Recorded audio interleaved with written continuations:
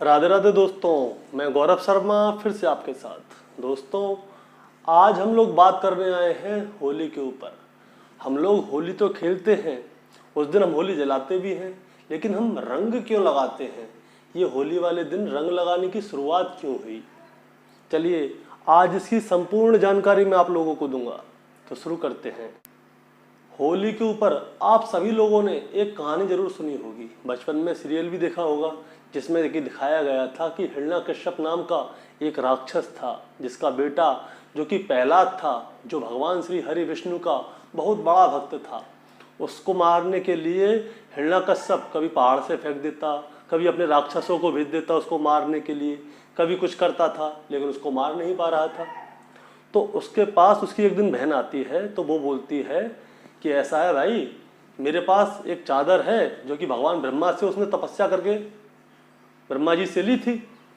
अब वो हिरण्यकश्यप के पास आती है, तो हिरण्यकश्यप और वो दोनों लोग एक प्लान बनाते हैं कि वो एक लकड़ी के ढेर पे बैठेंगे और उस चादर को ओढ़ लेगी प्रहलाद को बिठा के, तो उसमें वो प्रहलाद जल जाएगा और होलिका बच जाएगी। लेकिन भगवान श्री हरि विष्णु की वजह से कुछ ऐसी माया हुई कि जो चादर थी वो प्रहलाद के ऊपर चली गई और होलिका जल गई और प्रहलाद बच गया। और उसके दूसरे दिन सुबह सब लोगों को जैसे ही पता चला कि भगवान श्री हरि विष्णु की वजह से प्रहलाद बच चुके हैं और होलिका जल चुकी है, तो लोगों ने उस राख को लेके होली खेली, एक दूसरे के ऊपर उस राख को उड़ाया उस खुशी की वजह से। चलिए, अब एक बात तो हो गई, ठीक है दोस्तों, कि हिरण्याकुश की बहन को जलाया गया था। उस दिन से लोग खुशी हो गए कि राक्षस नहीं मर गई एक, और होली पे रंग लगाने लग गए। लेकिन हिरण्याकुश तो जिंदा था और उस दिन लोगों ने रंग नहीं लगाए थे, राख लगाई थी। अब एक छोटी सी जानकारी देता हूं, आप जरा जाइए इतिहास में और ये जानकारी लीजिए कि हिरण्याकश्यप रहने वाला कहां का था। मैं बताता हूं। हिरण्याकश्यप रहने वाला था हरदोई नाम के शहर का। उसका असली नाम था हरिद्रोही, जो कि श्री हरि विष्णु से नफरत करता था, इसलिए उसने अपनी राजधानी का नाम रखा था हरिद्रोही।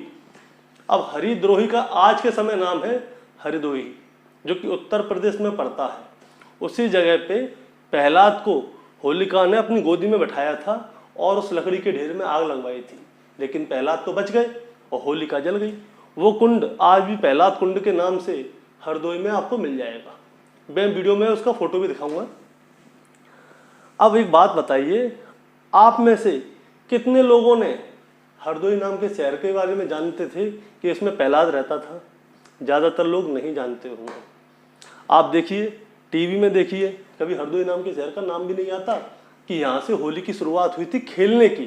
चलिए, होली जली थी वहाँ पे, मैं मानता हूँ, लेकिन होली खेलना क्यों चालू हुआ?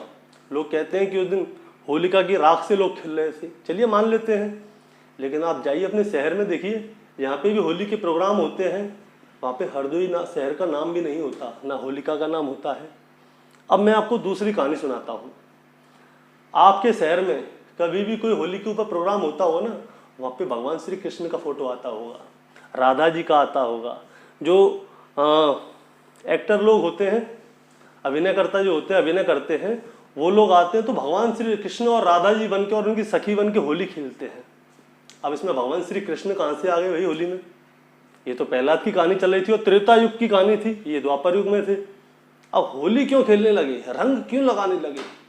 अब मैं बताता हूँ कि रंग क्यों लगाने लगे। आप सबने एक गाना सुना होगा, मैं सुनाता हूँ। यशोमती मैया से बोले नंद लाला, राधा क्यों गोरी मैं क्यों काला। राधा जी बहुत गोरी थी और कृष्ण कन्हैया हमारे सावले थे। कभी कभी क्या होता है, हमारी तरफ बच्चों का रंग जो सावला होता है तो हम कहते हैं कृष्ण कलर है, उसका कृष्णा रंग है। कृष्ण जी सावले थे तो राधा जी को देखते थे, राधा जी उन्हें चढ़ाती थी कि तू काला मैं गोरी। वो यशोदा मैया से बोलते थे कृष्ण जी कि मैया मैं काला हूँ और राधा इतनी गोरी है, वो मेरे को चढ़ाती रहती है।